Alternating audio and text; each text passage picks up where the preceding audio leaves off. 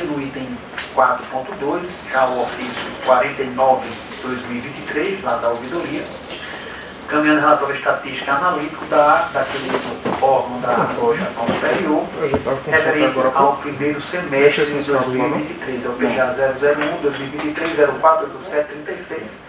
Mais uma vez, doutor Aristóteles, como sempre, nosso ouvidor, encaminhando os relatórios das atividades do referido órgão aos órgãos colegiados da Administração Superior. Então, foi encaminhado aos conselheiros também para conhecimento das atividades da ouvidoria. Na ordem do dia, no item 5.1, apreciar o arquivamento dos procedimentos do conselheiro, o relator doutor Aristóteles de Santana Ferreira. São 5 procedimentos, com a palavra doutor Aristóteles. Bom dia a todos. Então, o primeiro voto aqui é do recurso administrativo.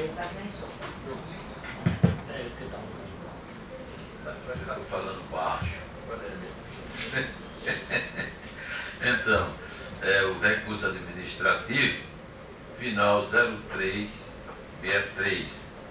Recurso administrativo, notícia de fato, inexistência e providência para implantação do escritório de representação institucional do governo da Paraíba em Patos. Promoção de arquivamento. Ausência de norma legal impositiva nesse sentido. Ato discricionário da administração pública. Recurso desprovido. Manutenção do arquivamento. Esse caso aqui é de descompreensão. O cidadão em Patos quer porque quer que o governo do Estado abra um escritório de representação. Nem há imposição legal para que isso aconteça, e o ato é um ato do governador do Estado. Então, ele provocou o Ministério Público para que o Ministério Público promovesse uma ação nesse sentido. E o promotor simplesmente arquivou após a instauração do procedimento competente. Veio para nós aqui, e aqui nós acompanhamos e homologamos o arquivamento do promotor. Até porque, aliás, o promotor não vai administrar o Estado. Quem administra o Estado é o governo do Estado. Então, o voto é nesse sentido. Querem que eu leia, eu leio. Por mim, a explicação é essa, desse caso aqui. Eu só queria fazer um registro. Eu tenho a impressão que deve ser o mesmo autor de casos semelhantes que pediu a construção de um centro de convenções lá também, naquela região, e que tem inúmeros pedidos assim que fica fora da alçada do Ministério Público, né? Eu, assim, me antecipo, a não ser que os colegas queiram, em voltar com o relator. Pode sim. Cumprimentar ao presidente do colegiado, cumprimento especial à doutora Cátia e à doutora Marlene. Cumprimentar os demais conselheiros e cumprimentar o nosso secretário, como sempre, prestativo e competente, doutor Rodrigo, e a assessoria desse conselho. Senhor relator, o voto está disponibilizado e eu li e devidamente fundamentado tanto a promoção na origem como o voto de Vossa Excelência, e eu acompanho. Doutora Cátia. Cumprimentar a todos e dizer a Vossa Excelência e ao Conselho que eu acompanho o relator. Doutora Marlene. Bom dia a todos. Realmente eu também li o voto disponibilizado, muito bom, bem posto, e acompanho o relator, doutor. Também acompanho o relator. Bom, agora vamos ao voto de terminação 2645. Justamente o segundo está pautado. Recurso administrativo de fato, retirada de placa de identificação da reforma da Escola Municipal Capitão Manuel Gomes em Patos, em PB, dificultando a fiscalização dos órgãos de controle, irregularidade não positivada, promoção de arquivamento, recurso administrativo desprovido, manutenção do arquivamento. Bom, como eventado, era uma construção de uma escola onde o manifestante reclama a ausência de placa. Na verdade, o que houve foi uma retirada momentânea até para a desenvoltura da própria construção. Encerrada, a placa volta para o lugar com os valores e também, no decorrer da construção, ela foi reforma. Isso tudo foi bem examinado pelo promotor de justiça. Foi constatada que na obra realmente existia a placa. Ela foi uma retirada da placa, mas momentaneamente. E posteriormente a conclusão da escola, os rampas de acessibilidade, que posteriormente foram afixadas no local após sua conclusão. Então, houve uma retirada momentânea, depois a placa volta, com a identificação de preço, de metragem, de valores pagos, com aquela divulgação de praxe, certo? Então, o cidadão não se deu por satisfeito, apresentou recurso, o recurso subiu, e aqui a gente homologou o arquivamento feito pelo promotor de justiça. Né? Então, em resumo, é isso aqui. Quer que eu leia o voto? Doutor João Geraldo. Pedindo bem aos colegas e companheiros aqui, que no momento do primeiro voto eu não me pronunciei em cumprimentá-los um a um, e o faço aqui, estendendo a todos os presentes e a todos que nos ouvem. Eu acompanho na íntegra o voto do relator. Doutor Paulo. Igualmente, presidente. Igualmente, presidente. Doutora Cátia. Acompanho o relator, excelência. Doutora Marilene. Informe, senhor presidente. Acompanho o relator. Também acompanho o relator. Aprovado de acordo com o voto do relator no número 3, doutor Alexandre. Chegou a fechar. Então, o recurso administrativo terminação 2621. Vamos ver o que nós temos aqui. Recurso administrativo, notícia de fato, solicitação de usuária para que o Estado fosse compelido a fornecer TFT, ajustamento de ação pela noticiante, impossibilidade de ajustamento de nova ação pelo Ministério Público com o mesmo pedido e causa de pedir. Promoção de arquivamento. Recurso administrativo desprovido de manutenção de arquivamento. Esse caso aqui se trata de uma pessoa particular, onde ela pede o fornecimento de TFT. Aquele transporte, de deslocamento, de tratamento de pessoas fora do domicílio. Acontece que ela pediu em caráter individual, perdeu a ação da Justiça, foi ao Ministério Público para que o Ministério Público provocasse uma ação, mas de caráter individual, em prol dela, não é em prol da comunidade. E aí o Ministério Público se depara com a sentença. Se já tinha ocorrido um julgamento contrário a ela, então o Ministério Público não ia promover uma ação para que voltasse a ser discutido o mesmo tempo, ou seja, a mesma causa de crime. Então aí caracteriza a lei de despendência. Eu tive cuidado de olhar se tinha a prestação de serviço coletiva no município, se existia para todos, e existe. Então, se fosse o Ministério Público requerer a prestação de serviço para todos, aí tudo bem. Mas ela não queria isso. Ela queria que a prestação de serviço fosse feita para ela, certo? Direcionada a ela. E aí, você imagina, se o Estado for colocar um serviço desse, individualizado, onde é que o Estado vai parar?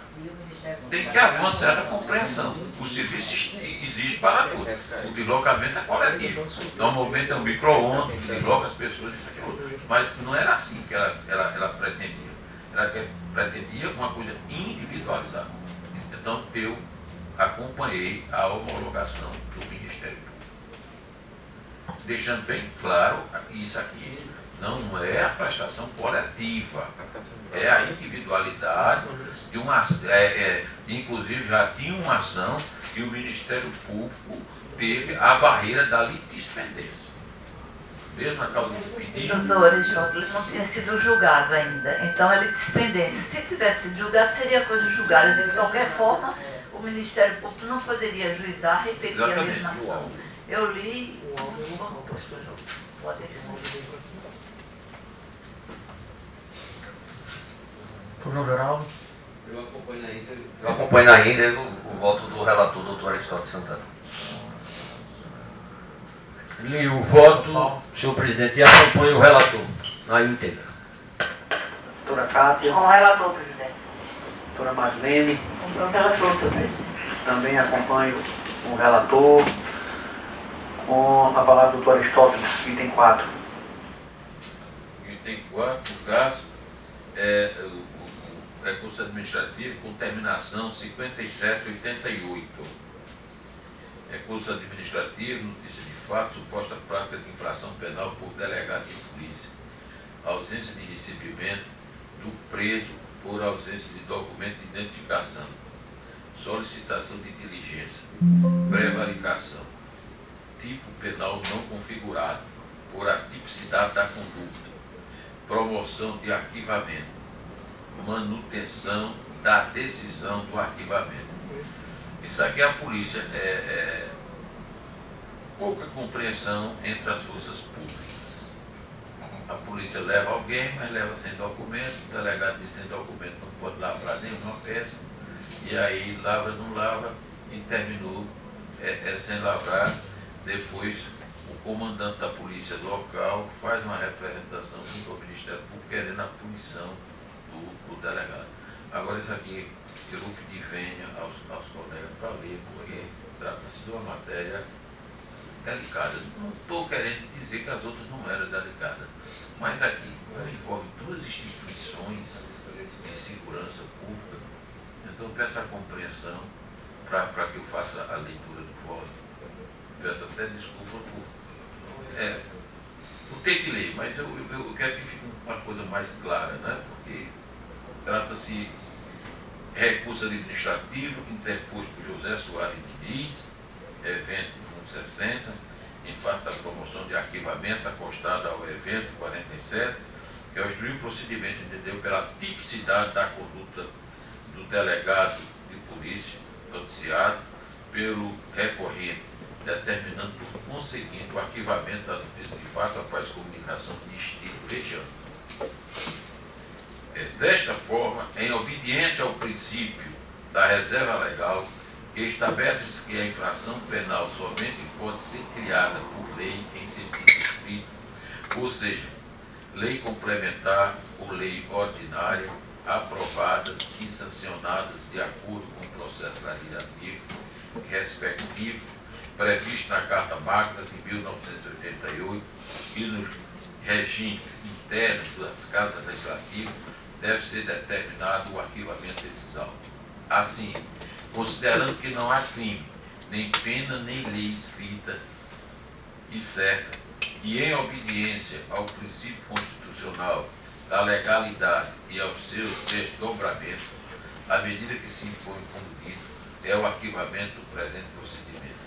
Contudo, oportuno salientar que a ausência de norma penal que seja na responsabilidade criminal da autoridade policial não influi em sua responsabilidade administrativa e pelo ato de sua improbidade supostamente praticada.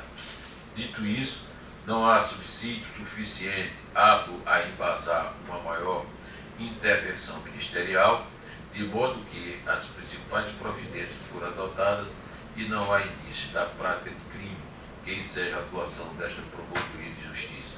Desta feita, considerando a observância das funções institucionais do PACRED, erigidas pela Constituição CF 88, notadamente as disposições no artigo 129 e seus incisos, imperioso o arquivamento do presente procedimento extrajudicial. Fecha aspas. Então essa é a peça, parte da peça do arquivamento do Ministério Público de origem.